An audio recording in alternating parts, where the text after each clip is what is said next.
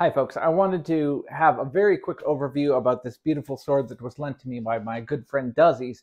This is the Albion Baron, and it is a great sword of war. This is an Oakeshott type 12A sword, and I'm not going to do a full review today. It warrants its own special attention, but I just wanted to give a quick preview because it's been featured in a couple of videos now. This is a medieval sword. These types of swords go back to the early parts of the medieval period, certainly in the 13th century and perhaps as early as the 12th century. And what type of sword is it? So you can see from my hand here that this is larger than a single-handed sword. It's an arming sword. So this is already getting to the type of sword that can be used in two hands. Now, it's not as large as a true two-handed sword, which are called great swords. Instead, this is referred to as a great sword of war. So what is that? Well, these are the first hand-and-half swords. So this is a sword that can be used in either one or two hands.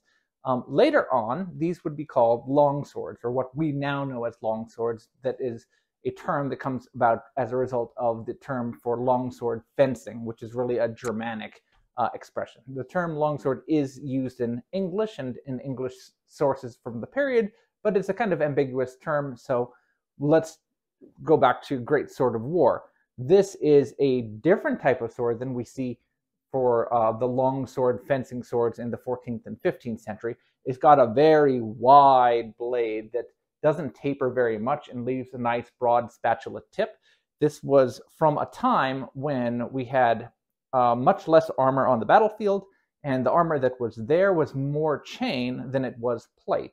So the emphasis in having a really keen, pointy, thrusting tip is not nearly as apparent, and we still have a very big, wide, cleaving blade, much more like you'd find in swords from even before the medieval period, like you'd find on Carolingian and Viking Age swords. But this is mounted to a two-handed hilt. So this is a sword that's got all the cleaving power of the big bladed early arming swords, but on a much larger hilt than you'd find on your everyday walking around, going around town sort of style grip. So this is a sword dedicated just for use on the battlefield.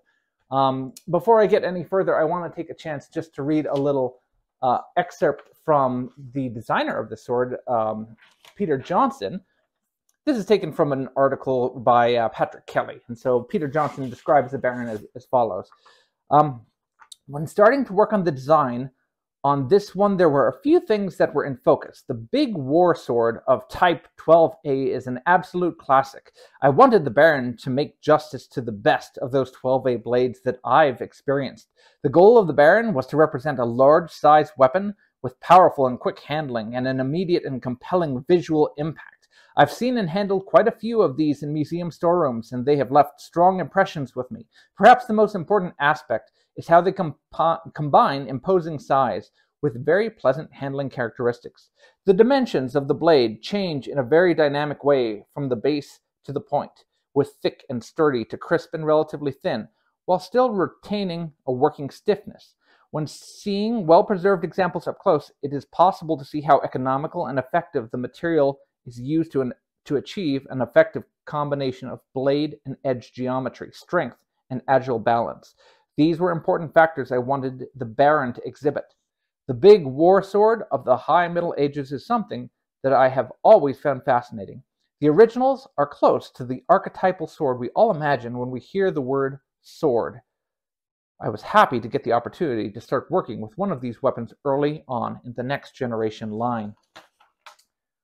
So just like Peter mentioned, this was one of the first swords that he started designing for Albion's next generation. So the models that were done with a higher degree of fidelity in looking at original historical examples.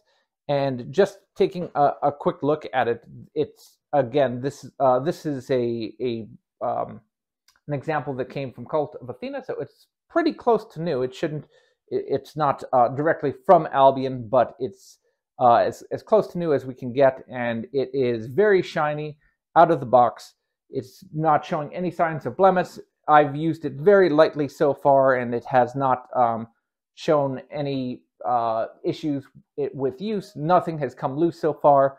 It has, of course, very tight fit and finish. The fullering on it is very nice and even right down the middle. It came quite sharp, so just for the sake of the camera, why not? Let's see exactly how sharp the blade is. That side wasn't so sharp. What about the other side? Didn't want to bite on that side.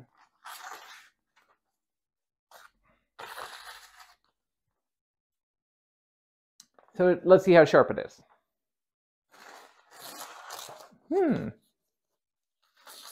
Perhaps I overestimated exactly how sharp it was. I've cut myself on the blade a couple of times, but apparently it's not quite paper cutting sharp. It perhaps needs a slightly more final honing to get. Perhaps it needs a just a little bit of honing to get that final sharpness. The cross is very well done. It has a very large pommel that helps balance the fact that this is even though a well tapered blade, it has impressive presence on it. I've done some amount of cutting with it. I'll probably need to do more in order to do the full review. Compared to more typical long swords, even though it's reasonably agile, it still has a lot more presence in the blade than most people who are used to handling later period longswords are used to. And as a result, it requires a little bit more effort in order to get it to accelerate. It feels almost like a bigger sword, like a longer sword would be, but in this kind of more compact shape. Again, it's a beautiful study in this period type of sword. It's just a gorgeous example. I personally really like the handling that is reflected in the Baron. These types of early period swords that have very long but still kind of pronounced cutting blades in the end are a type that aren't particularly well represented. I'm starting to have a few that are piling up for myself to review, so we'll have a chance to look at a few more as they come along. This is just, again, a very quick overview. Hopefully it whets everyone's appetite for when we have a chance to go over it a little bit more. But if you are interested in seeing even more about the Baron, you are in luck, because my good buddy AlienTude has a very in-depth review that he is releasing right now. So go over and check out Kyle at AlienTude's channel, and you can see even more Albion goodness right now. All right, guys, until next time, take care.